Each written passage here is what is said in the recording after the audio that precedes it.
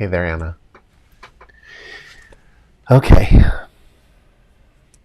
so I'm in a different environment. I'm at a nutritional conference, unfortunately in Las Vegas. I am sitting in a hotel on top of a casino in a non-smoking room that I'm pretty sure is going to give me emphysema anyways. And I haven't slept in 2 days because the energy here is insane. But if anyone has any questions tonight that they'd like to have discussed or answered, you're welcome to put it in the chat. I would be super, super happy to have any direction for this class. Otherwise, we're just going to go in, we're going to clean off our energy, and we're going to just see what happens. For now, I'm going to mute. Okay, guys. What if your karma resolved? It's a great question, Sarah. We'll definitely address that. It's actually a fairly advanced question. All right, let's just take a breath. I'm going to not breathe too deeply because my hotel room reeks. But let's just let ourselves sink into where we are.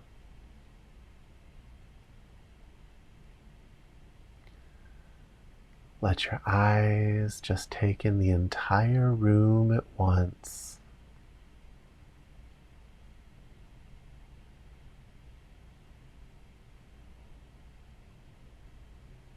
Nothing to react to.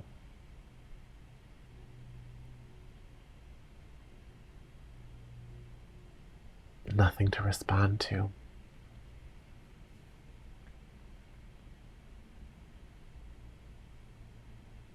Just show up for this moment.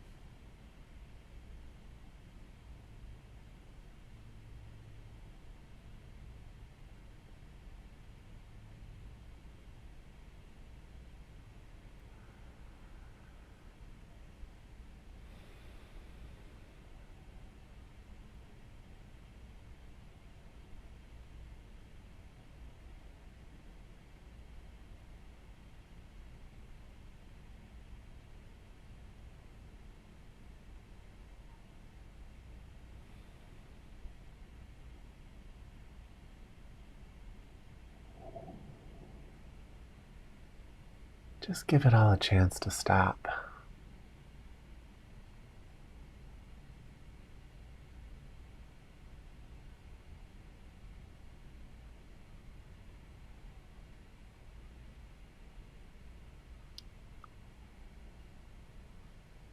You know, sometimes you're in an environment where it's not gonna stop.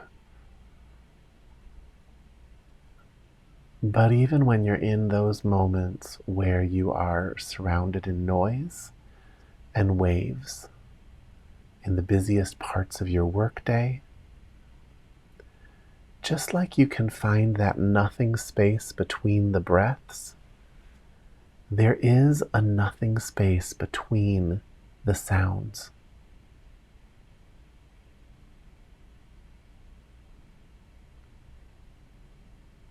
It's easier to find it with the breath first. Start to watch your breath and just pay attention to that gap of nothing space in between the inhale and the exhale, and in between the exhale and the inhale. Do that for just a few moments.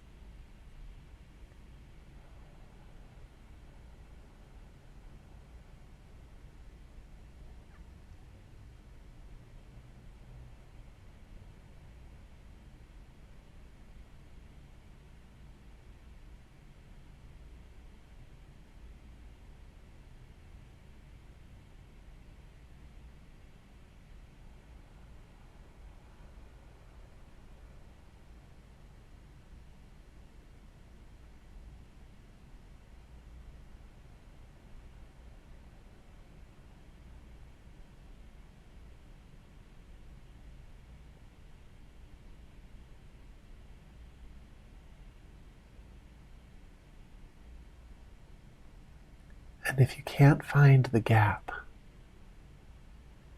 it means you have to slow yourself way down. It means you're pushing through the moment rather than living it.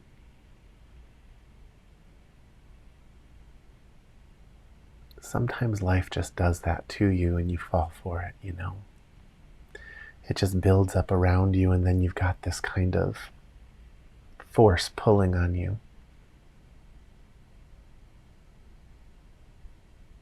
Let it go.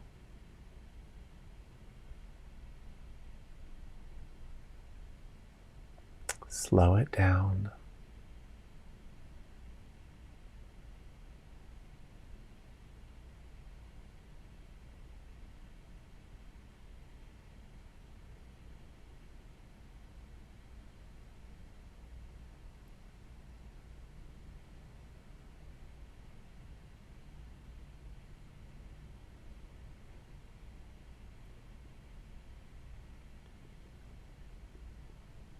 And watch for the gap.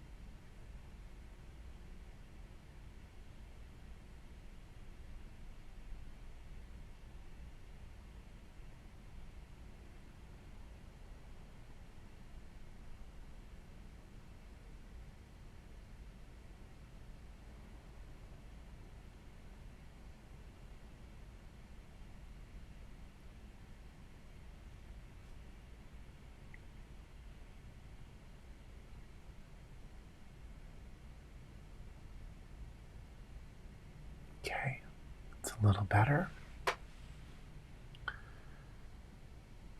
Now let's start moving up and down the mountain. So you're going to start with your attention up here in your head, forehead and crown, like there's a big ball of light here that you're focusing on. And just breathe from that space.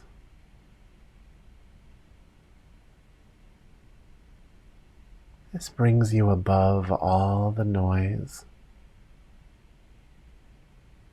Just let go into that space for a while, and then we'll bring that peace down into the body.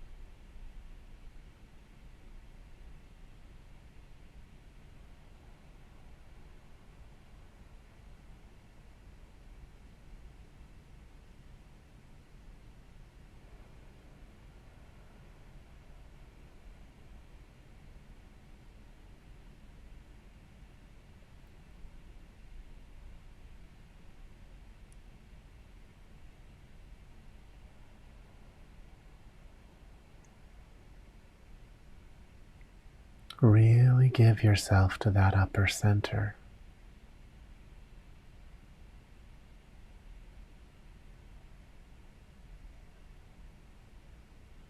We need to be able to connect that clarity to the lower centers. Not to replace them, but to illuminate them.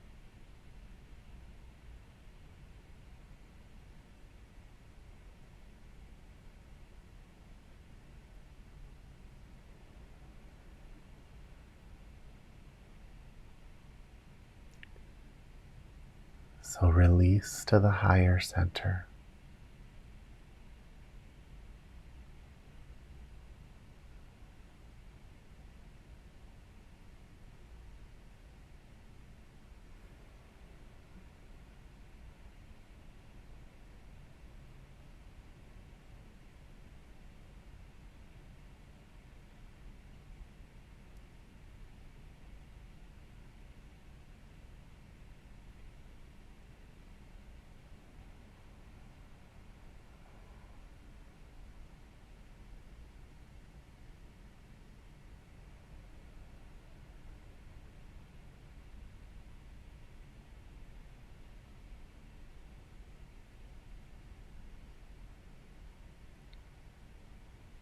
Now from that higher center,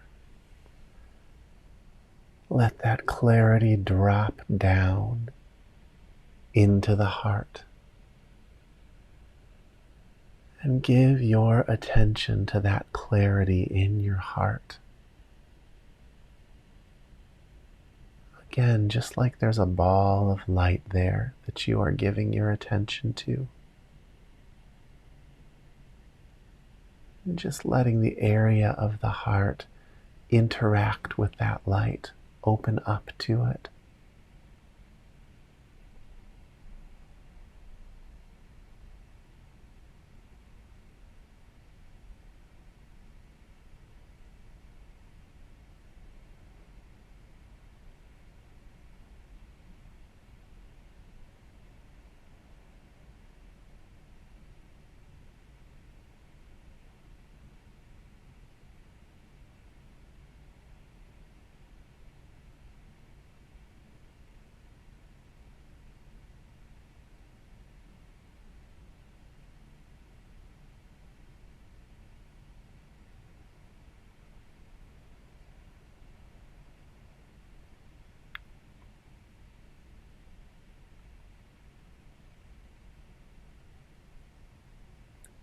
You have to yield to the light in the heart, the same way you yielded to the higher center.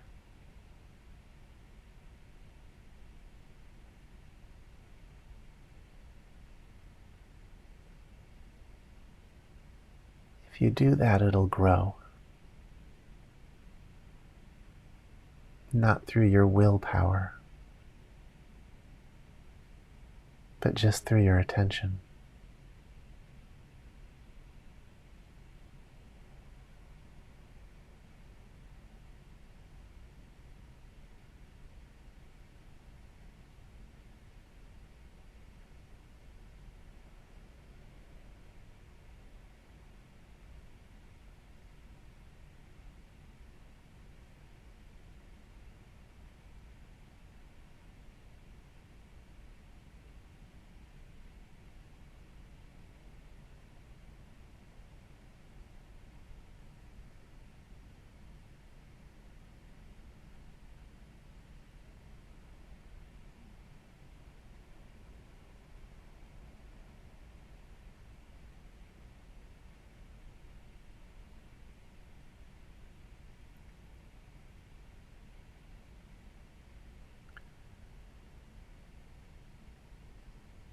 And I know you think you've done this technique before, but any true technique is endless.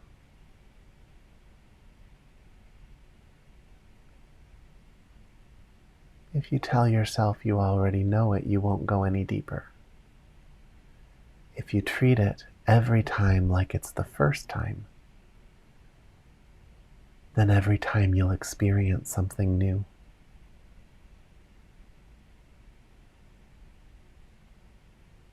going to say that again.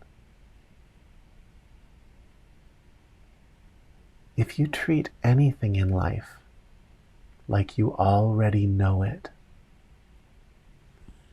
you put a lid on it so that it can't expand any further.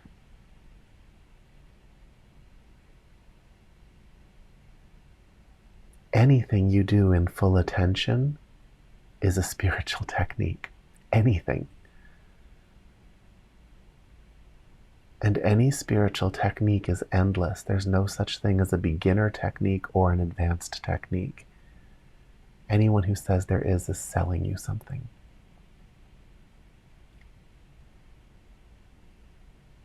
This moment is the tool. This moment is the technique. And anything you do in this moment in full attention is an endless well of spiritual exploration.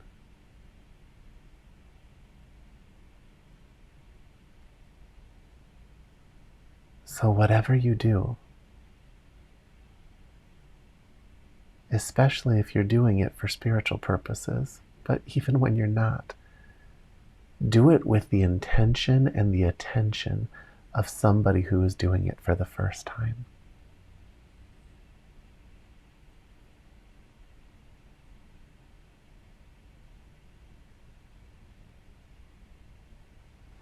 Attention in the heart.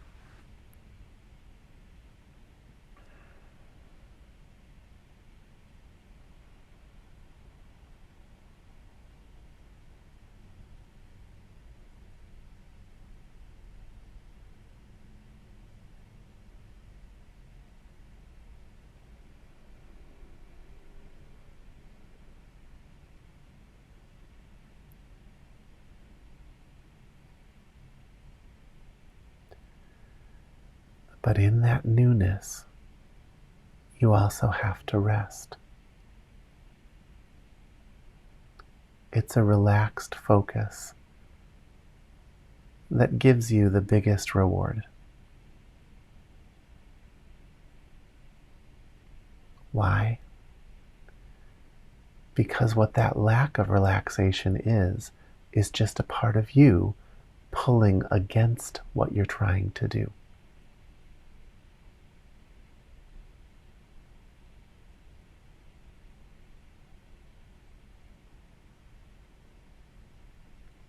Any lack of relaxation is a part of you that is split. So here you are trying to focus on your heart. But if you're not relaxing, there's a part of you that's focusing on your heart and pulling away from the practice at the same time.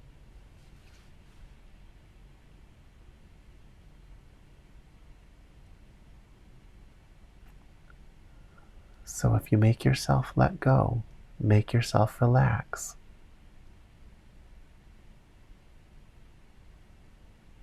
you'll actually be able to see that. It usually rears its head before it leaves.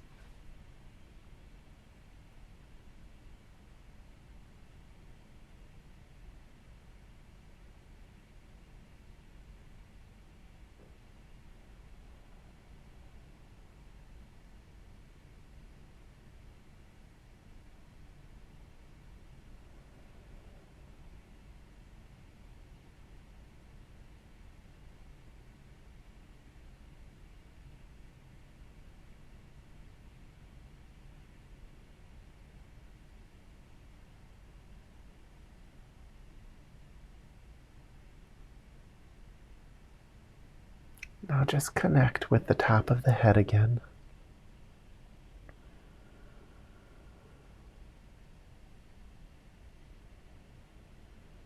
Let it open up. Bring it down into the heart.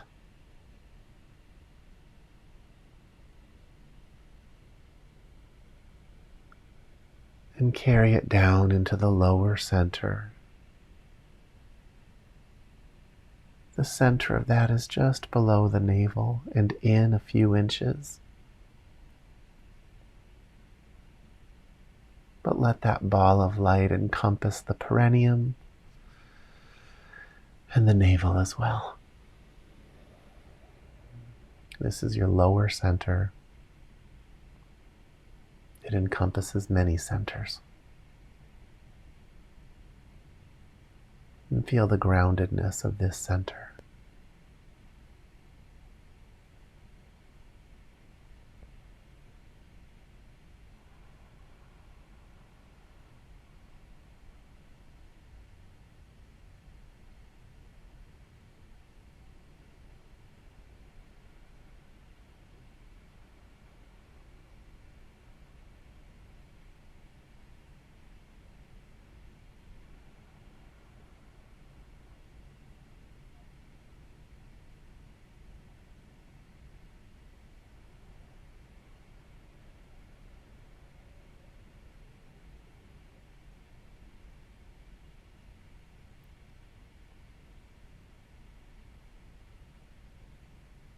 Let go into the physical.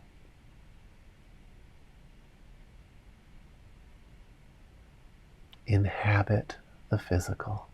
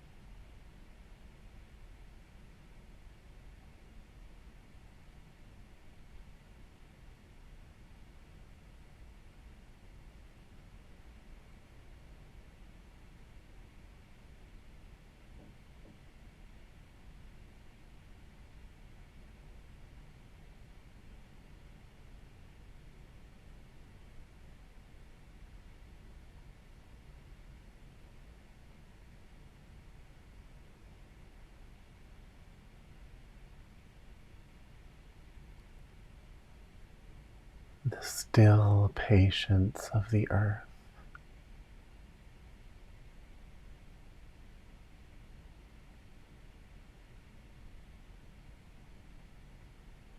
What is it like to rush towards nothing? To sit timelessly without expectation.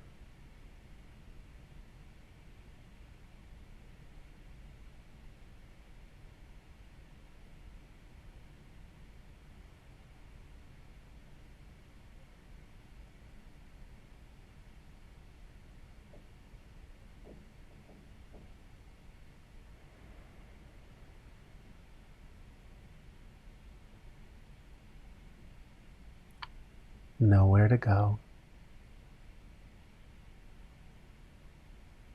Nothing to alter.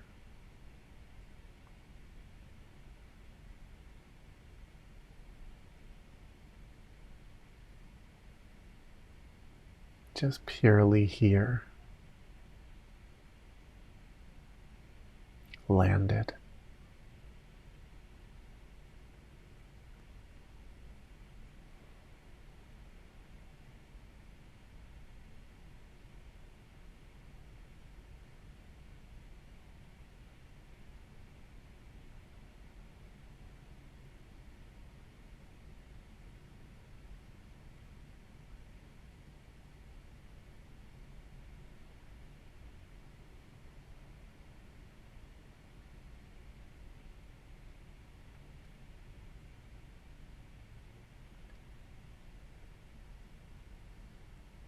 Rise back up to the heart.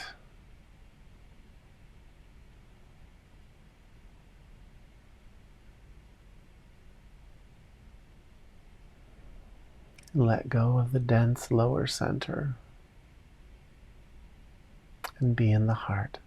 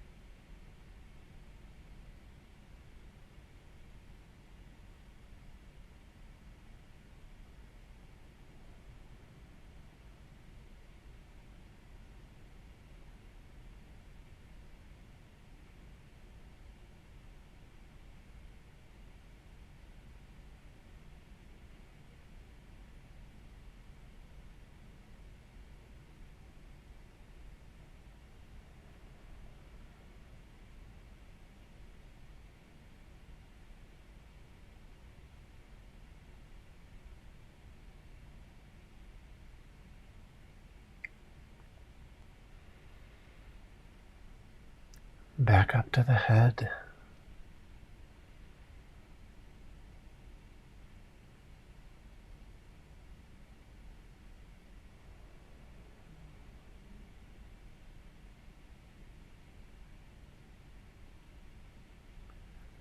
That place above the whole system of stories.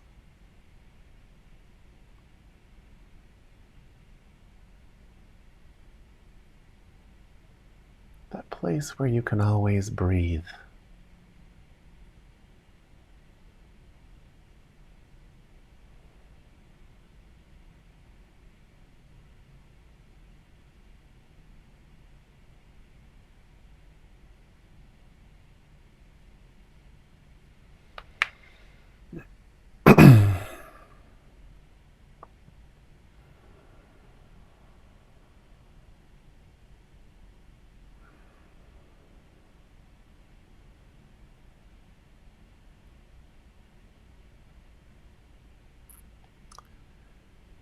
You can feel when the lower parts of you are a little more aligned.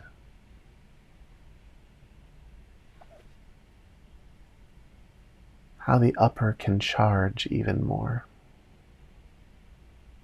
It's more stable.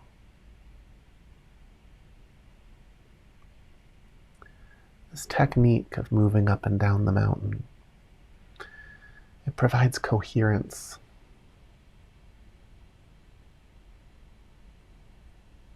It brings your different aspects of your energy into alignment so that they resonate with each other.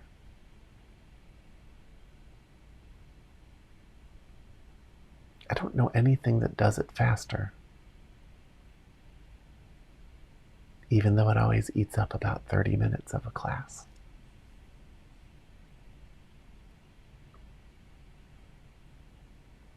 If you're having a bad day, do what we just did, and then do it a second time. In my experience, 2 times through, if you really do it, can pretty much move any horrible feeling day out of your body.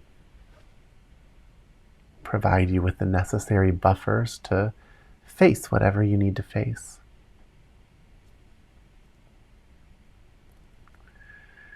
Now, Sarah asked a question, and I want to answer it. So she asked, what if your karma was resolved for a year or 2 and then returns? So anybody who has ever been practicing spiritually encounters this. They don't always say it in that way, but it happens all the time. You know, I imagine most of you have taken breaks here and there from our time together. Have you ever noticed how, you go through a phase where you stop practicing and you're fine for a while, and then things start to go downhill? And then at one point when they get below a level that you've kind of set as a subconscious threshold for how low you'll go, you sit back down and you do a technique like this that you've done so many times. And in doing so, you don't just gain the benefit of the technique, but there's like a download of all this stuff you used to have right at the tip of your mind. A download of just spiritual knowledge that was just waiting at this slightly higher place in consciousness. I think most sincere spiritual aspirants have had that experience, because we all fall down and we all get back up. At some point, you're going to get back up. And when you do, all that good karma, all that experience that you stored is waiting there for you. You lost access to it for a while, but it's waiting there for you.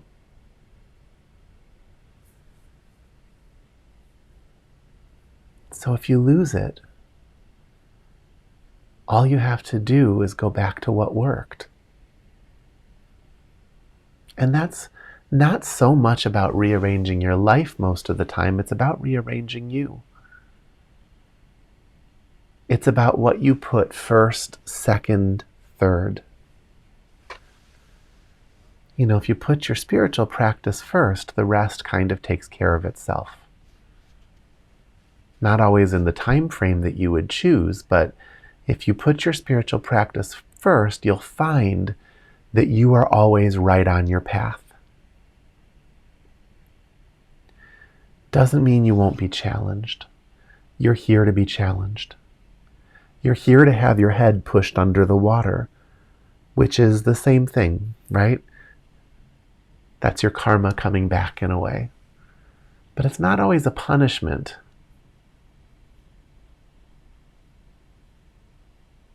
Sometimes it's often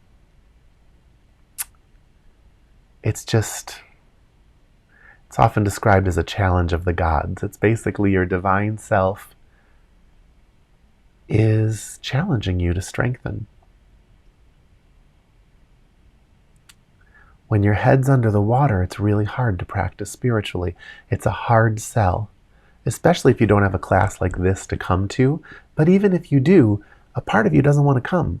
And life will throw a million things in the way of you getting here, because you're not reflecting this, you're not manifesting this, you're manifesting distractions to this.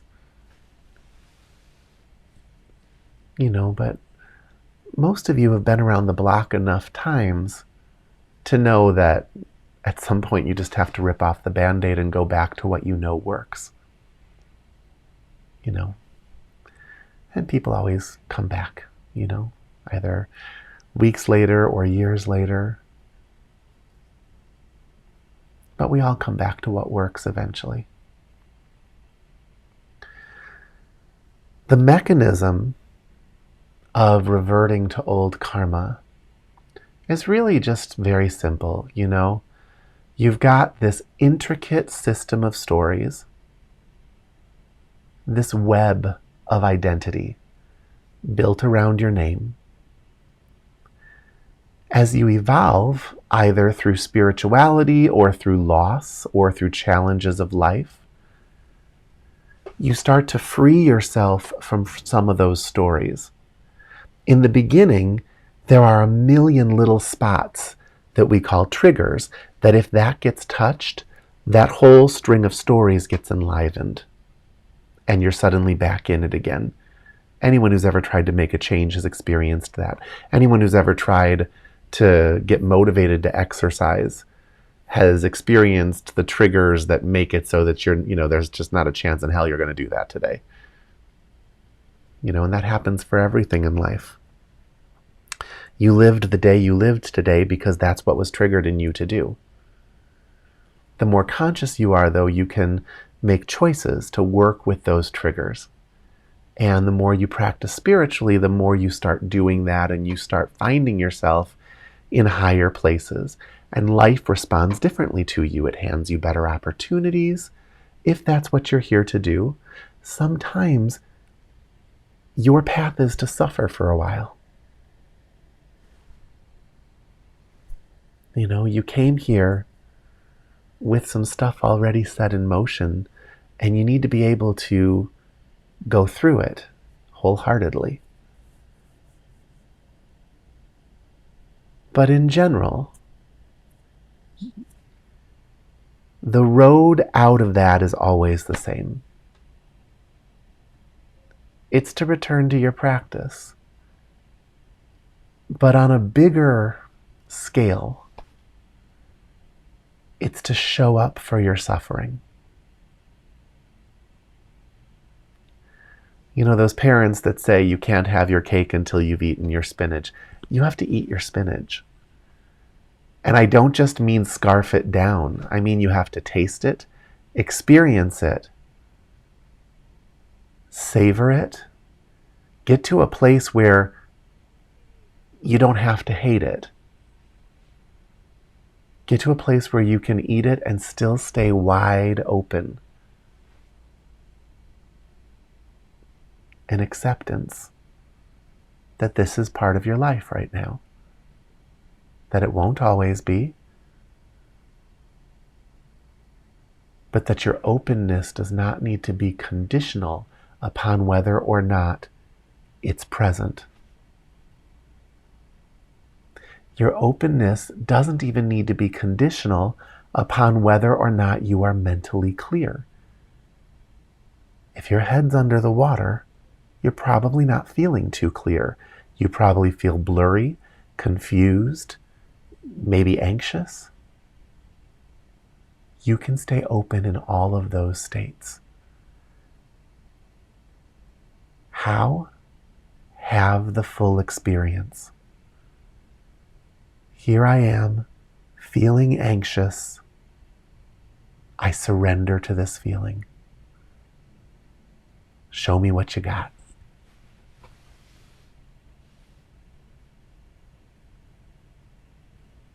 It's the only way I survive, right? For those of you who came late, I'm stuck in Vegas right now. I'm at a conference, and the energy here is just, I've never been here before. I always suspected I wouldn't enjoy it that much, and I wasn't wrong. You know, in the middle of the night, you just wake up and there's just all this chaotic, caffeinated energy pushing on you and making your solar plexus ache, and you can close down. You can be angry,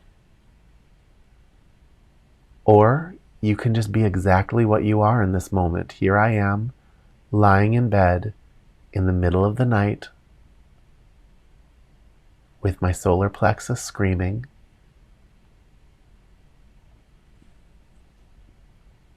I accept.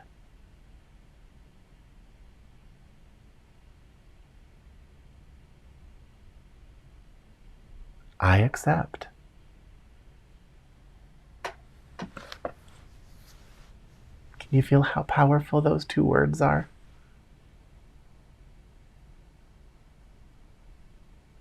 I accept. I will go through this. I'll shovel whatever I need to shovel from here to there. I'll feel whatever I need to feel in full awareness.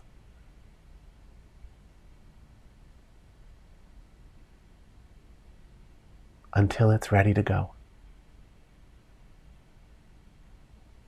I won't spin out over it. I don't have to spin out over it or figure out a way to get it as far away from me as possible. I accept.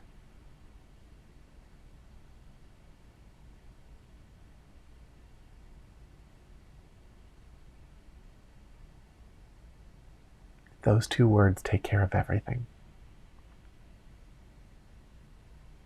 Doesn't mean that you don't make any choices. It doesn't mean that you become anybody's doormat.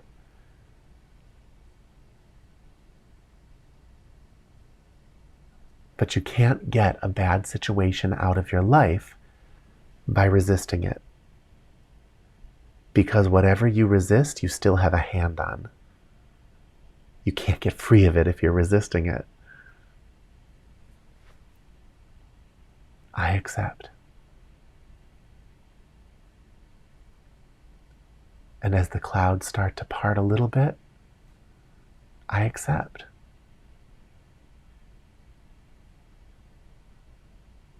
And as that acceptance creates an environment where they part even a little more, I accept.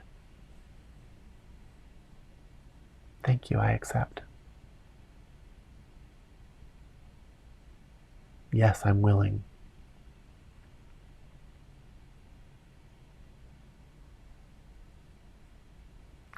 I teach a course in nutritional biochemistry, and students aren't what they used to be. They get used to faking their way through every class. You know, they can get A's without learning anything. But a biochem course, not so much, right? But a lot of times this is the first and only one that they've taken. And I spend a lot of time just trying to explain to them that the only way through this course is mastery. If you need an A in this course, you're not going to be able to fake it. You need to actually sit with the study guides I've created, the videos I've created, come to class, work with the slides. You have to actually learn it. They always say, well, if I just do this, will that be okay? Well, do I need to understand this? It's very hard for them to realize that I mean it. You have to actually become a real student of biochemistry. If you try to skim the surface, you're going to get a C at best. And no one's coming to save you. So they bomb the first exam usually, and then they realize that if they had just done everything I said, they would have aced it, and the responsible students then do fine from there on out. But if they don't accept, if they still are just trying to find the shortcut through it, or trying to find just the next trick, they'll never get from this side of the clouds to the other.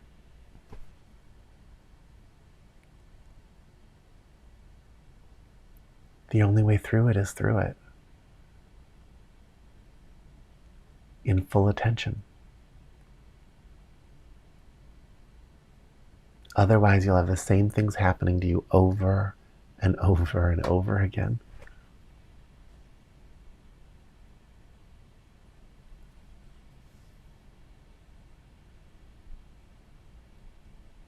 That's what this whole mechanism is. This whole life, that's what this is.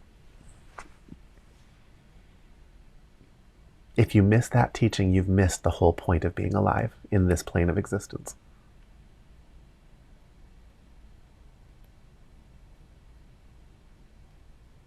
You're not here to master divinity. You're here to master suffering. The mastery of suffering will bring you right up to an experience that could be described as divine.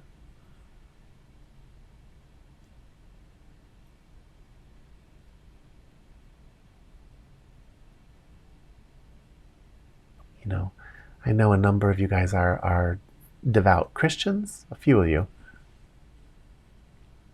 Look at your main teacher. Was that a cakewalk? That whole point of his life was to teach you, right? He went through it. Just like you. The older I get, the clearer that gets. Truth has a way of just getting clearer and clearer and clearer the further you go.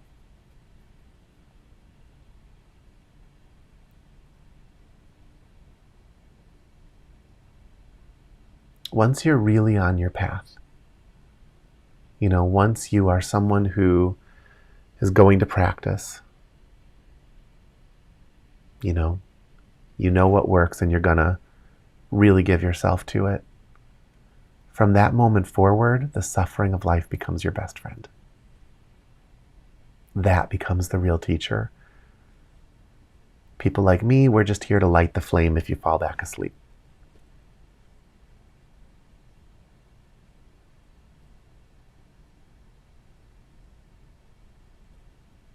There are teachers that try and simulate the experience of life to accelerate the process. They don't hold a candle to life itself.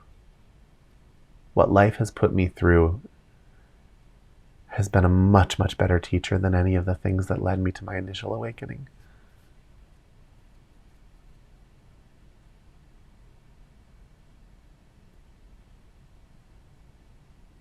It's a rough plane to incarnate into, but it's the best one.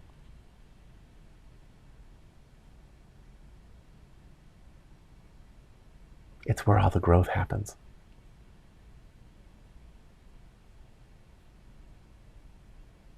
So, this week, I invite you to accept.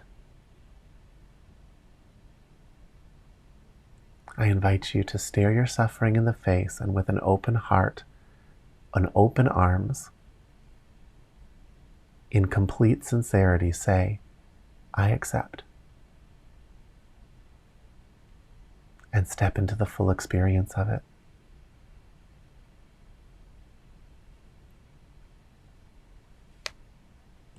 You'll be pleasantly surprised.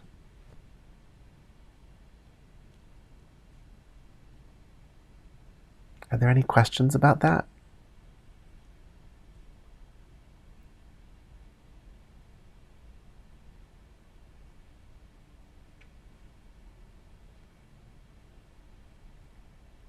Okay, guys. If there are no questions, I think we're going to close up just a little bit early. I need to get a little rest. Didn't really sleep last night. But I will be back to normal next Thursday, and I'll be happy to see all of you then. Okay? Have a great night, and I'll see you on Thursday. Thank you, you too.